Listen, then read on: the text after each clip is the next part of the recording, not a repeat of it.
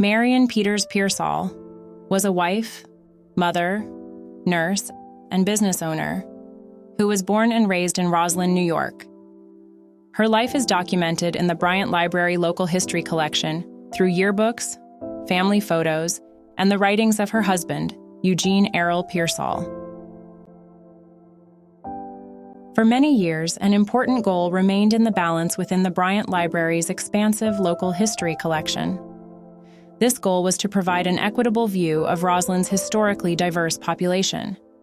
Though research in this area had been conducted, the horrific events of racial injustice that occurred in the summer of 2020 made it clear that a greater effort was vital. One of the first actions toward this objective was a thorough study of the work titled "This Is My Life," an autobiography written by Arrell Pearsall expressly for the local history collection.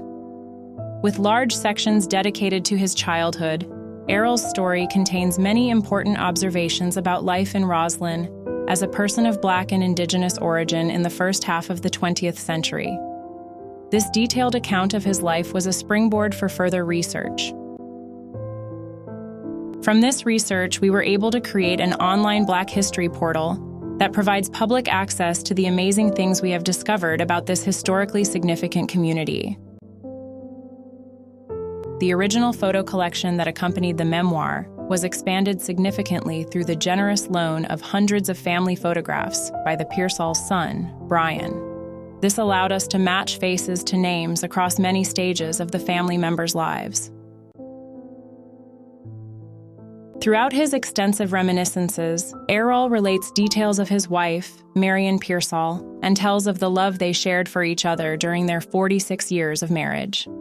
The depth of emotion shown for Marion and her legacy is both touching and purposeful, as it draws attention to greater issues that are still present in modern society. The various facts Arrell included about Marion and episodes from their life together provided clues for further research conducted by local history staff. This was enhanced by access to a wonderfully extensive cache of photographs. These, along with her husband's reminiscences, are the central feature of this program. Though the knowledge we have gathered is somewhat tertiary in scope, we hope it will present Marion in a way that spotlights her compelling presence within the larger story of the Pearsall and Peters families, as well as that of Roslyn residents with Black, Indigenous, and European ancestry. Marion's parents, William and Margaret Peters, were married in 1899. Their three eldest children were Lester, Etta, and Elsie Peters. Though Marion was born in February of 1920, she did not arrive in time to be included on her family's census record. In this record, William's wife and children are all designated as mulatto, while his entry says Black. 10 years earlier, in the 1910 census, all 5 members of the family were described as Black. By the time of the 1930 census, the family household consisted of Marion, age 10, and her parents. Under race, all 3 were described as Negro. Dictated by the U.S. government, these inconsistent and reductive categories were based on the perception of census enumerators tasked with creating permanent records. One of the earliest photos we have of Marion was taken at the age of 5 when she was a member of her older brother Lester's wedding party. She can be seen in a group picture of the wedding party and is mentioned in the newspaper announcement of the event. Marion attended the Roslyn Heights School and can be seen in this class picture from her 2nd grade year. A member of Roslyn High School's class of 1937, Marion was involved in activities such as the Girls' Athletic Association and the school orchestra where she played piano. Her yearbook photo caption refers to her as Pete and playfully compares her musical skills to famous jazz pianist Eddie Duchin. It also notes her keen sense of humor and optimistic outlook on life. In the list of senior superlatives, she was fittingly named Most Talented. Other notable members of her class include Ray Jacobs, a local photographer whose work is prevalent in the local history collection. While we are unsure of the exact dates and occasions of certain images, Marion's statuesque, model-like features and sharp sense of fashion are evident from the stylish photos of her youth.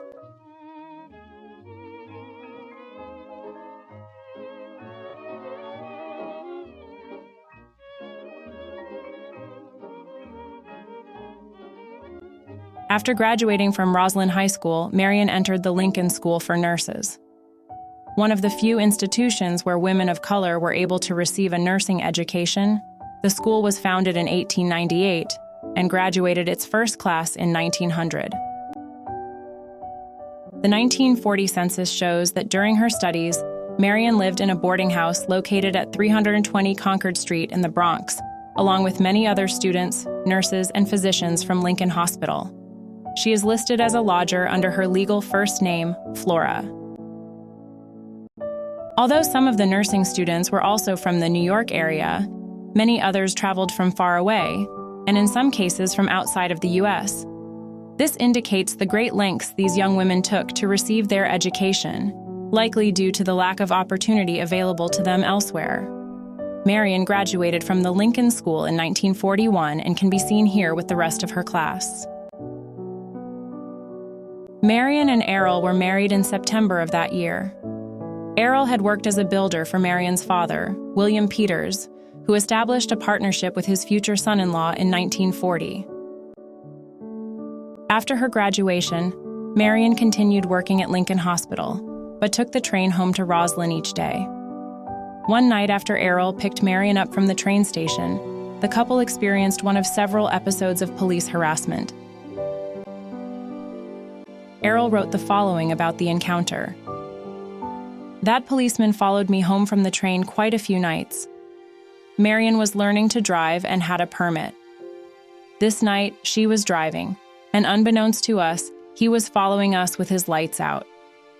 When we reached the foot of Jefferson Avenue and were making a right turn on Powerhouse Road, he dashed up beside us, turned on his spotlight and siren. It scared us both, and Marion stalled the car.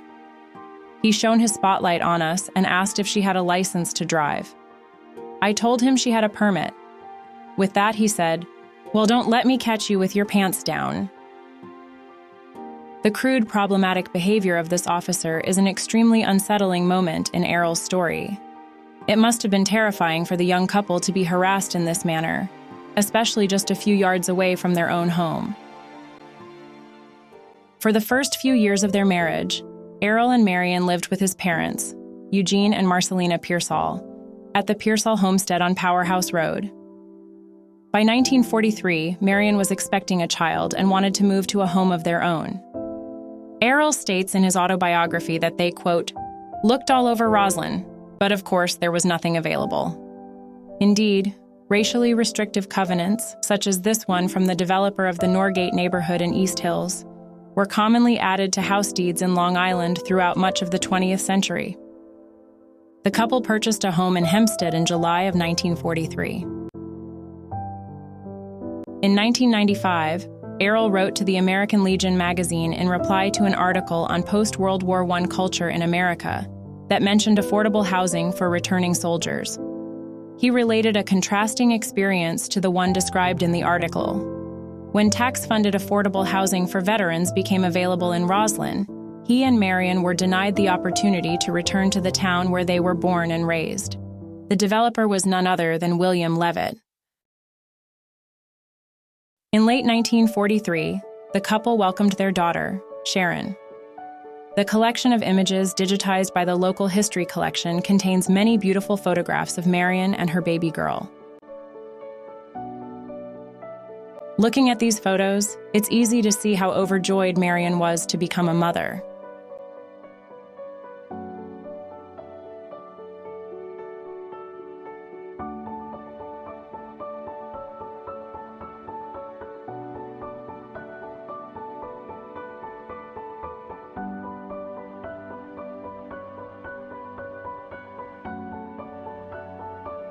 Sharon would be joined by brothers Bryant and Richard in 1946 and 1948. The family can be seen in this photo from the mid-1950s, along with other members of the Pearsall family. Arrell wrote the following in his memoir about Marion's career.